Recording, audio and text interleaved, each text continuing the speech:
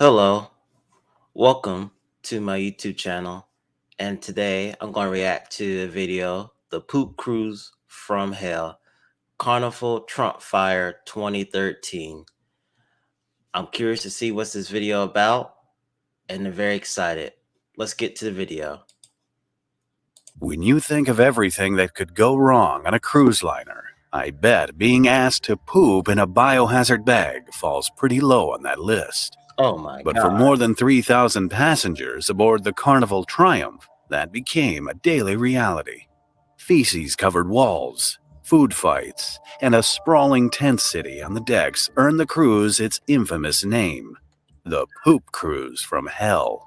Oh my God. The Triumph, billed as the pride of the Carnival Group, is the length of 3 football fields, boasts 13 decks with 4 swimming pools, 7 whirlpools, and a massive casino floor. On board Carnival's fun ship, expectations were high. Sadly, this ill-fated trip would make memories for very different reasons. The Triumph set sail from Galveston, Texas for the Gulf of Mexico on Thursday, February 7, 2013, for what was thought to be a 4-day cruise. Initially, it was all plain sailing, with late-night parties, onboard entertainment, great weather, and mouth-watering buffets for the guests. The highlight of the cruise was set to be a stop in Cozumel, Mexico. Here, passengers could disembark, frolic in azure waters, shop to their heart's delight, and return for a night of festive onboard activities. In reality, after departing Cozumel for the return trip to Galveston, the cruise took a turn for the worse.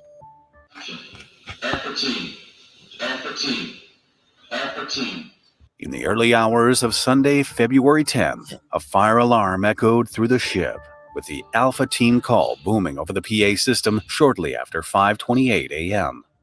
The Alpha Team announcement, the code used for a fire emergency aboard Carnival vessels, left many holiday makers panicked. Oh my. Guests on the first and second decks opened their doors to find smoke-filled hallways. Chaos broke out, with passengers scrambling for life jackets and frantically searching for friends and loved ones. On the top deck, black smoke was billowing from the smokestack. The Alpha Team alert led to panic among passengers, with some heading to evacuation stations once they heard no further information or instructions. While the announcements called for calm, guests were left in the dark about the extent of the fire.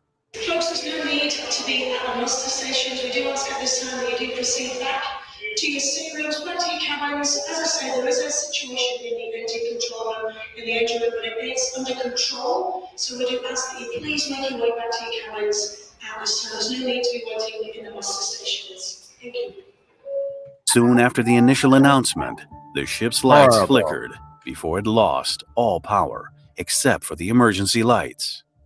The blaze, which was contained in the engine room through an automatic fire suppression system, was reportedly quelled by 6:08 a.m.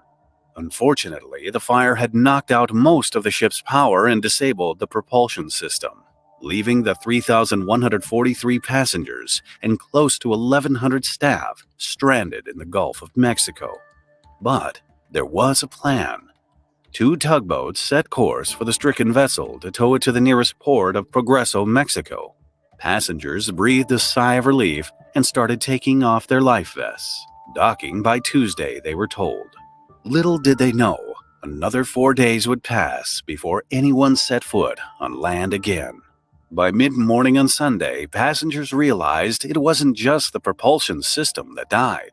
The air conditioning, running water, elevators, and, worst of all, the septic system had also failed. That's when the cruise director delivered a message that left passengers horrified. We're going to deliver some red bags to your cabins, to the bathrooms if you can. If you need to do a number 2, you need to poop, please do it in the red bag and drop it off in the bins, in the corridors. And if you need to do a number 1, that's a week, please do it in the shower. Thank you, folks, and I'll be back with any more updated info. This announcement came when toilets were already clogged due to lack of flushing facilities in the private cabins and public restrooms. The now infamous red poop bags were just too much to bear for many passengers. People were using the restroom in little red plastic bags and throwing them out into the hallway. We were in shock. We were like, I'm not using a red bag. But the thing is you just don't eat. The Triumph stabilizers also took a hit from the fire, causing the vessel to list heavily. Passengers reported clutching walls to keep their balance. But worst of all, toilets overflowed and spilled into halls, seeping through walls to floors each time the ship tilted with the wind. Before long, images emerged of sewage-sodden carpets, bins lined with red bags, and in some cases, erupting toilets. Depending on where the drains in the bathroom were, water and fecal matter came back up, pooling in there and overflowing into the cabins. With temperatures soaring and the foul stench of human waste permeating the cabin decks, many guests dragged their mattresses to outside decks to escape the odors and sweltering heat. The news outlets were quick to react, sending helicopters out to the crippled ship. Soon, images of what would become known as Tent City flooded news channels as passengers started using bed sheets, towels, and rope to construct makeshift accommodations on the tanning deck. In a bold attempt to quell the passengers' mounting frustrations, Carnival decided to host an open bar, offering free beer and wine after the fire. The bar service was to run from afternoon until midnight, but turned out to be a terrible decision. With drinks flowing freely, several passengers became obnoxious and intoxicated, lobbing objects into the water and messing up the restrooms. By Tuesday morning, when both tugboats finally arrived, the vessel had drifted more than 90 miles north, meaning that Progresso was no longer the closest port. The decision was made to tow the 102,000-ton behemoth to Mobile, Alabama, adding another 2 days to their journey. On the bright side, returning to the U.S. would ease re-entry for the 900 passengers traveling without passports. However, the added delay risked one passenger's life. Rachel Alderette, urgently requiring dialysis, became the first of only 2 people evacuated by the Coast Guard. That's horrible. Comment below. How do you guys feel about this poop from hell? I feel horrible about it, but if you guys feel horrible about it or not, comment below. Bringing in a new roommate to save money, is that the plan? Yeah, say hi to Glenn from work. I think I have a much better plan. They got the Coast Guards and transferred me to another boat, another ship, sent me to Cozumel to do dialysis on Tuesday. It was hard. It was scary. It was, oh my God.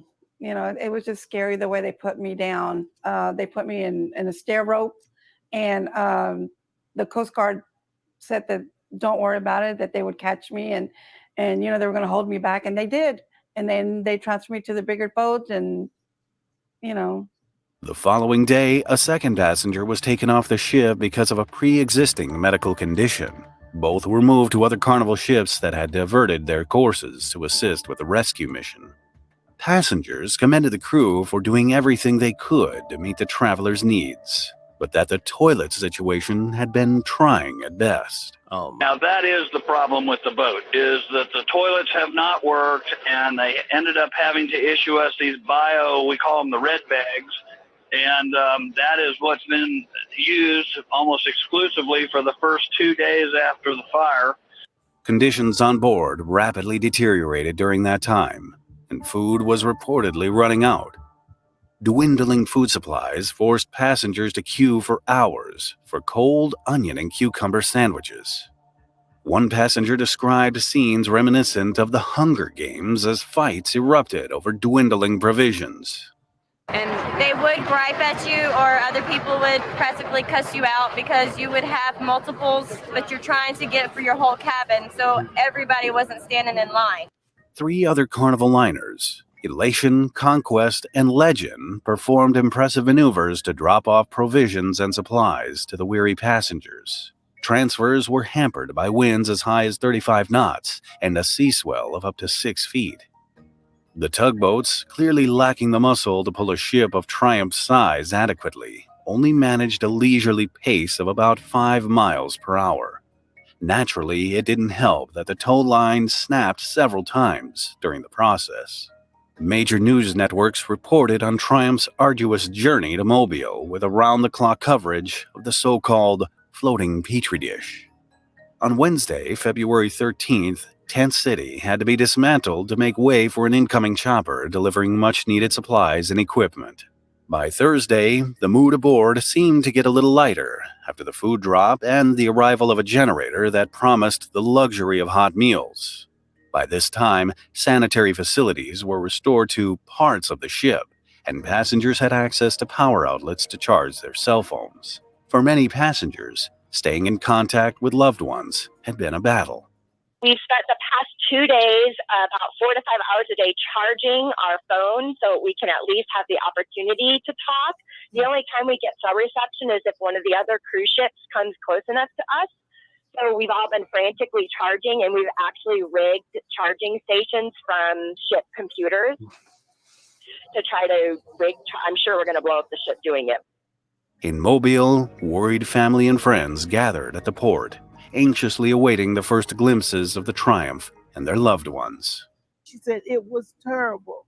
She said, Mama, when everybody get off this bus, everyone's probably going to have a little psychological help. The Triumph was the largest cruise ship ever to dock at Mobile, and its final leg into the port required more than 6 grueling hours of careful nighttime maneuvering as 4 tugboats ushered it up a 30-mile ship channel across the shallow bay. The passengers finally started disembarking at about 10 p.m. on Thursday. Carnival CEO Gary Cahill was among the many waiting at the port. He thanked the crew on board the vessel for their tireless efforts to keep the passengers comfortable and apologized to everyone for the situation. And I'd like to reiterate the apology I made earlier. I know the conditions on board were very poor. I know it was very difficult, and I want to apologize again for subjecting our guests to that. We pride ourselves in providing our guests with a great vacation experience, and clearly we failed in this particular case. But there was still more trouble in store for the passengers. In the Carnival ticket's small print, the cruise line added a protection clause. If the performance of the proposed voyage is hindered or prevented by breakdown of the vessel, Carnival may cancel the proposed voyage without liability to refund passage money or fares paid in advance. Despite this, each passenger received $500, a free flight home, a full refund for their trip, and reimbursed most expenses on board, as well as a full credit for another cruise. Wow. This didn't stop passengers from filing a slew of lawsuits within hours of reaching land. However, their chances of claiming compensation were slim to none unless they suffered a personal injury. Carnival ended up awarding $118,500 in damages to 27 passengers for doctors and hospital costs related to the ill-fated cruise. But the ship's woes continued. While it was moored for repairs in Mobile, the vessel broke free, drifting across the Mobile River and colliding with a tethered dredge. A responding towboat became pinned between the cruise ship and the dredge. Tragically, one person died and another was injured. As for the fire's cause, Carnival asserted that a fuel leak in the engine room sparked the blaze, but many feel that negligence was the real cause of the blaze. In just 2 years, the group reported 9 incidents involving fuel leaks linked to flexible fuel lines. In January 2013, Carnival gave ships 2 months to install spray shields for all diesel engines using flexible lines. However, the Triumph failed to shield a hose that wound up causing the infamous poop cruise in February. It was found that the fuel hose that caused the fire was located underneath the deck plates, which they believed would be sufficient to provide a shield. Of course, it turned out not to be sufficient, as the engine room fire broke out as a direct result of the unshielded fuel line. In addition to fixing the fire damage, Carnival added new technical features to prevent a sequel. They spent $115 million on cleaning, repairing, and upgrading the ship before it resumed service 4 months later. In 2019, after another $200 million overhaul, the ship was renamed Sunrise and continues to offer passengers everything you could ever need on a cruising holiday. Fingers crossed, red biohazard bags and onboard activities like Survivor or Hunger Games are not on the list of fun activities offered. Watch this episode next if you found. Thank you for watching this video. I really enjoyed it. And comment below. What did you enjoy about the video? What you did enjoy about the video? Also, thank you for watching this video. If you watched the full video, please give it a full heart emoji. All right. Thank you. Have a nice day. Bye-bye.